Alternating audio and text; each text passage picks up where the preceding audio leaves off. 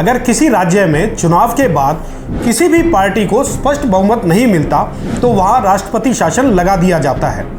यदि किसी राज्य में हिंसक घटनाएं घटित हो रही हों और राज्य सरकार उसे संभालने में विफल रहे तो भी वहां राष्ट्रपति शासन लगा दिया जाता है। श्री वाजपेयी के शासनकाल में 1996 से लेकर 2004 के बीच में मात्र 5 बार राष्ट्रपति शासन लगाने की आवश्यकता महसूस हुई। 20 जून 1951 वो दिन था जब देश में पहली बार राष्ट्रपति शासन लगाया गया था। देश में संविधान लागू होने के बाद पंजाब वो राज्य बना जहां पहली बार आर्टिकल 356 का प्रयोग करते हुए राष्ट्रपति शासन लगाया गया था। आप शायद नहीं जानते होंगे कि पंजाब राज्य में किस कारण से राष्ट्रपति शासन लगाया गया था। दरअसल देश के प्रथम प्रधानमंत्री जवाहरलाल नेहरू के शासनकाल में पंजाब में राष्ट्रपति शासन लगाने की सिफारिश की गई थी। कांग्रेस में फूट की वजह से 20 जून 1951 से 17 अप्रैल 1952 के बीच पंजाब में राष्ट्रपति शासन लागू किया गया था। आपको शायद ये भी बता दें कि श्री नेहरू के पीएम रहते देश में 7 बार राष्ट्रपति शासन लगा रहा था। 1964 में श्री नेहरू के निधन के बाद लाल बहादुर शास्त्री ने देश की बागडोर संभाली, परंतु उनके शासनकाल में एक बार ही केरल में राष्ट्रपति शासन लगाया गया, वो भी केवल इसलिए कि वहां चुनाव में किसी भी दल को सरकार बनाने के लिए पूर्ण बहुमत नहीं मिला था। दोस्तों नमस्कार, मैं हूं संजय कपूर और आप देख रहे हैं सिटी मेल न्यूज। अब आप ये सोच रहे होंगे कि आखिर दशकों पुराने मुद्दे पर आज हम क्यों और किस लिए बात कर रहे हैं, तो चलिए आपको बताते हैं कि आखिर आज राष्ट्रपति शासन को लेकर इतिहास के पन्नों को खंगालने की कौन सी जरूरत आन पड़ी है। दरअसल दिल्ली के सीएम अरविंद केजरीवाल के लिकर घोटाले में जेल जाने के बाद से इस प्रदेश में राष्ट्रपति शासन लगाने की खबरों ने देश भर में हलचल मचा दी है।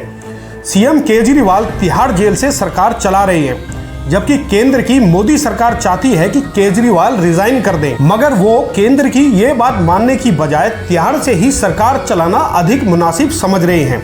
आपको बता दें कि हाई कोर्ट में केजरीवाल के इस्तीफे को लेकर दायर याचिका को भी रद्द कर दिया गया, जिसके बाद से केजरीवाल के हौसले बुलंद हैं और वो रिजाइन करने की बजाय जेल से सीएम की हैसियत से अपनी सरकार चला रहे हैं।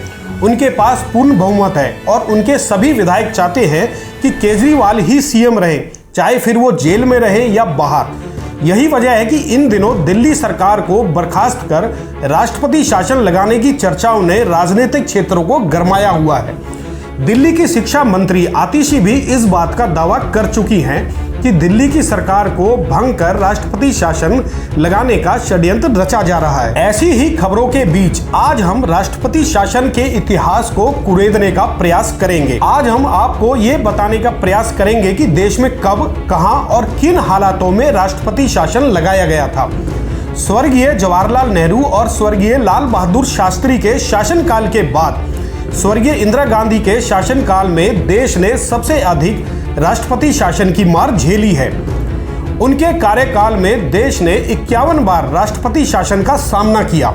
शायद आपको याद होगा कि स्वर्गीय इंदिरा जी ने इमरजेंसी से पहले और बाद में कुल 15 साल तक पीएम के तौर पर देश में राज किया। वर्ष 1966 से लेकर 1977 के बीच 36 बार देश में राष्ट्रपति शासन का दंश झेला है। ये दौर अभी खत्म होने ही वाला था कि एक बार फिर से इंदिरा गांधी ने 1980 में राष्ट्रपति शासन लगाकर अपने राजनीतिक विरोधियों को सबक सिखाने का काम किया था। इस टाइम पीरियड से लेकर 1984 तक देश के अलग अलग राज्यों में 15 बार राष्ट्रपति शासन सहन किया। इस तरह से इंदिरा गांधी के कार्यकाल में देश ने कुल 51 बार राष्ट्रपति शासन का सामना किया। इंदिरा गांधी का शासन समाप्त होने के बाद जैसे ही लोगों ने इमरजेंसी और राष्ट्रपति शासन के बाद का दौर देखा तो उनके सामने जनता पार्टी की सरकार खड़ी थी। मोरारजी देसाई ने देश की गद्दी संभाली और जनता को उम्मीद की एक नई किरण दिखाई। इस उजले सूरज में लोगों को लगा कि अब देश को राष्ट्रपति शासन से हमेशा के लिए मुक्ति मिलेगी।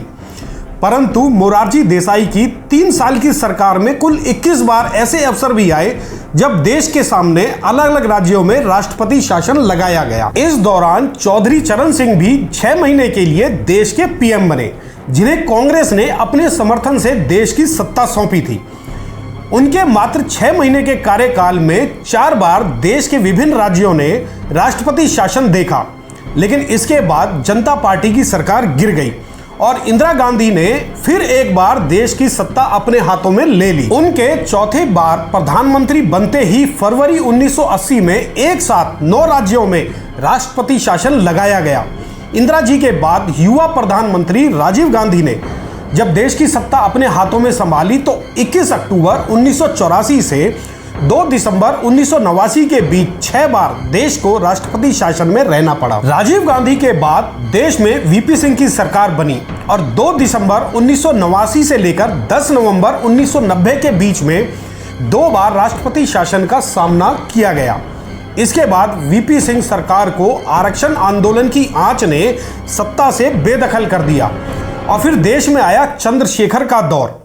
1990 में चंद्रशेखर जी ने देश की कुर्सी संभाली और उसके बाद 1991 तक राज किया।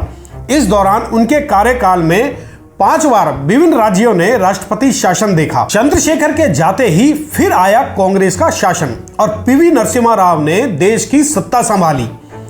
जून 1991 में श्री राव ने भारतीय गणतंत्र की कुर्सी संभाली और वह मई 1996 तक प्रधानमंत्री रहे।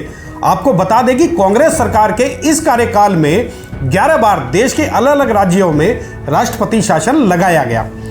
इसके बाद राव साहब की विदाई हुई और देश में नए चुनाव हुए, जिसमें अटल बिहारी वाजपेयी के नेतृत्व में भाजपा ने देश का राजकाज संभाला। श्री वाजपेयी के शासनकाल में 1996 से लेकर 2004 के बीच में मात्र 5 बार राष्ट्रपति शासन लगाने की आवश्यकता महसूस हुई। फिर दौर आया HD देवगौड़ा साहब का, जिन्होंने 1996 से लेकर अप्रैल 1997 तक शासन करते हुए मात्र एक बार ही आर्टिकल 356 का इस्तेमाल किया और राष्ट्रपति शासन लगाने की सिफारिश की। इसके बाद IK गुजराल ने सत्ता संभाली और चर्चित राजकाज के बीच 1997 से मार्च 1998 तक उन्होंने शासन किया।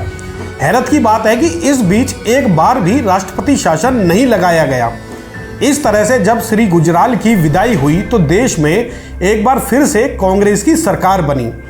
इस बार देश की सत्ता पर काबिज हुए विश्व के जाने माने अर्थशास्त्री और सीनियर ऑफिसर मनमोहन सिंह। आपको याद होगा श्री सिंह ने बेहद ही नाजुक दौर में देश की सत्ता संभाली थी और उस समय फाइनेंशियल क्राइसिस की वजह से लोग परेशान थे, परंतु मनमोहन सिंह जी ने मौन रहते हुए अपने देश को चलाना शुरू किया और देखते ही देखते भारत की आर्थिक व्यवस्था को दुरुस्त करना शुरू कर दिया। कहा जाता है कि मनमोहन सिंह ने अपनी कार्यकुशलता का ऐसा परिचय दिया कि जब पूरा विश्व आर्थिक तंगी से गुजर रहा था तब भारत की अर्थव्यवस्था दौड़ रही थी।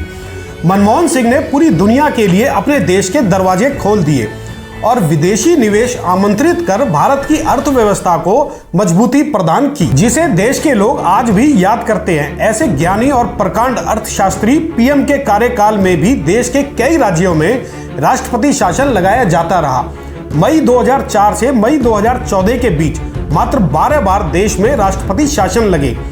मनमोहन सिंह के 10 साल के कार्यकाल को कांग्रेस के लिए स्वर्णिम दौर भी कहा जाता है तथा देश के लोग आज भी उनके अर्थशास्त्र का लोहा मानते हैं। अब बात करते हैं मौजूदा प्रधानमंत्री नरेंद्र मोदी की, जो कि लगातार 10 साल से देश की गद्दी पर विराजमान है और तीसरी बार फिर 400 पार का नारा लेकर चुनावी मैदान में है। PM मोदी ने 2014 में देश की बागडोर संभाली थी, जिसके बाद 28 सितंबर 2014 को देश की आर्थिक राजधानी कहे जाने वाले महाराष्ट्र में पहली बार राष्ट्रपति शासन लगाया गया, जो कि 31 अक्टूबर तक जारी रहा। महाराष्ट्र के अलावा मोदी सरकार में जम्मू कश्मीर, अरुणाचल प्रदेश, उत्तराखंड और पांडुचेरी सहित विभिन्न राज्यों में अब तक कुल 10 बार राष्ट्रपति शासन का उपयोग हुआ है। इन राज्यों के अलावा बात करते हैं मणिपुर और उत्तर प्रदेश की।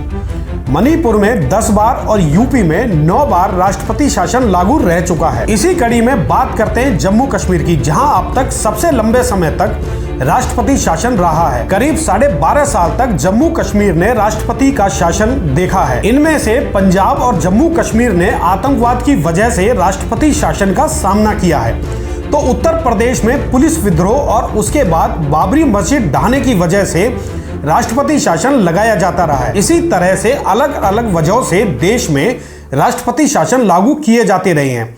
अब बात करते हैं दिल्ली की, जहां प्रदेश की अपनी सरकार तो है मगर उसे काम करने का पूर्ण अधिकार हासिल नहीं है।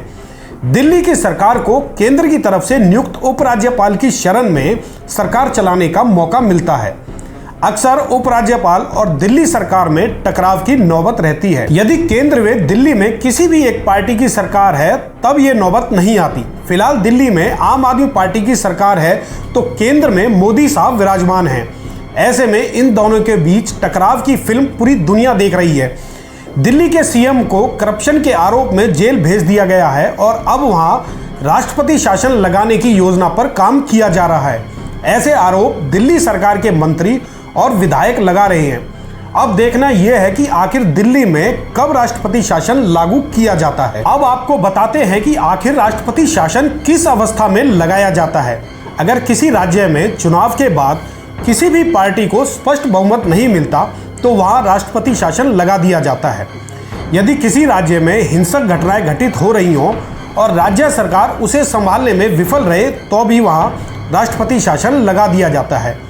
इसी तरह से यदि कोई सरकार गैर संवैधानिक रूप से चल रही है, ऐसे में गवर्नर अपने स्टेट की रिपोर्ट राष्ट्रपति को भेजे या फिर राष्ट्रपति को ऐसा महसूस हो तो वह संबंधित स्टेट में राष्ट्रपति रूल लागू कर सकते हैं। इसका टाइम पीरियड 6 महीने के लिए होता है, परंतु इस टाइम को 6 महीने के लिए बढ़ाकर अधिकतम 3 वर्ष के लिए किया जा सकता है। इसके अलावा भी संबंधित राज्य के वर्तमान हालातों और संविधान में शामिल नियमों पर निर्भर करता है कि आखिर राष्ट्रपति शासन की टाइम लिमिट को बढ़ाया और घटाया भी जा सकता है। ये थी देश में राष्ट्रपति शासन की विस्तृत रिपोर्ट। अब जल्द ही एक बार फिर आपके सामने हाजिर होंगे एक नए वीडियो के साथ। आपसे एक निवेदन है कि यदि आप हमारे चैनल पर नए हैं तो कृपया लाइक और शेयर जरूर कर दें ताकि ये जानकारी अधिक से अधिक लोगों तक पहुंच सके।